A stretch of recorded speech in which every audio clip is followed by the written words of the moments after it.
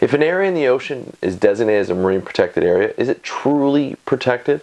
That's what we're going to talk about on today's One Take Ocean News Up. The Canadian government has made a big push to put a lot of marine protected areas along Canada's coast. And it's a great idea. One of the big pushes on the ramp up to the 2015 election, the Trudeau Liberals, now the government, promised to designate at least 10% of Canada's coastal area, the ocean, as marine protected area. That's a huge increase from the 1.3 or so percent that's already designated today. And they've done a great job so far. They identified an area of interest, which by 2020 will be designated a marine protected area off the coast of Vancouver Island. A huge area, 140 square kilometer area. This is a great start to what Canadians want as a marine protected area, or a network of marine protected area. Now, another area of interest has been identified in the Gulf of St. Lawrence. The problem with this is it's a smaller area, but this marine protected area, or area to become a marine protected area, is also going to be left open for oil and gas exploration and drilling. And that's where my initial question really comes in.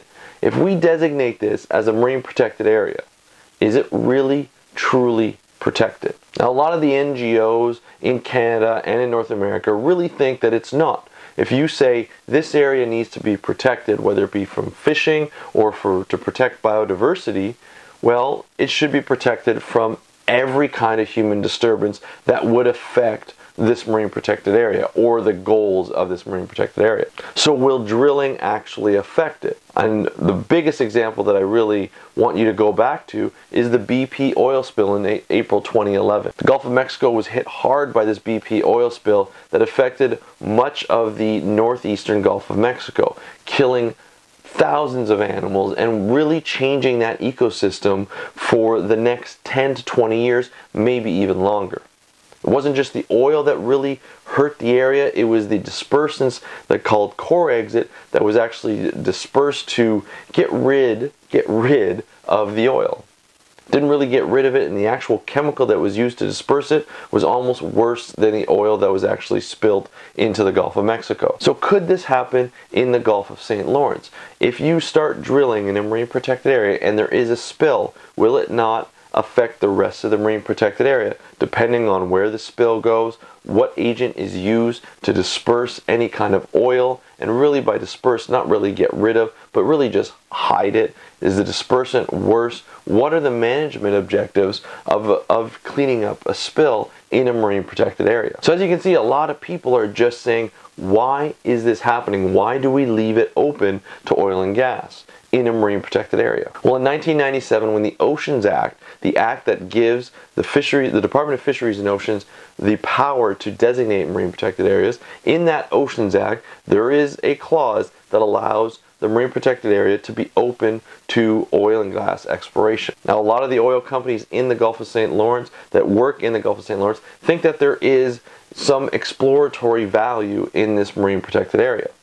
So the government is really trying to listen to the people and listen to a lot of stakeholders that are involved in this MPA, this marine protected area, to see if it should be open to exploration.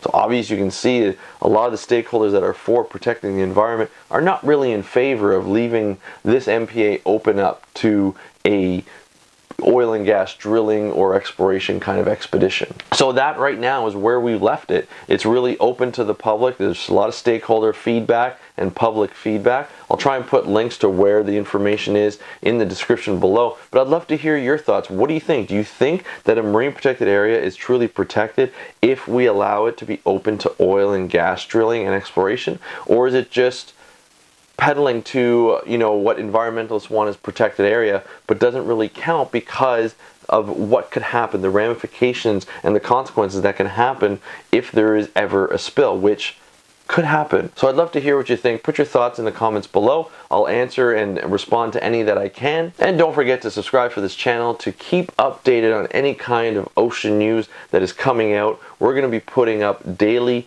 updates of any kind of ocean news related to marine conservation and science. So stay tuned. I'm Andrew Lewin. Happy conservation.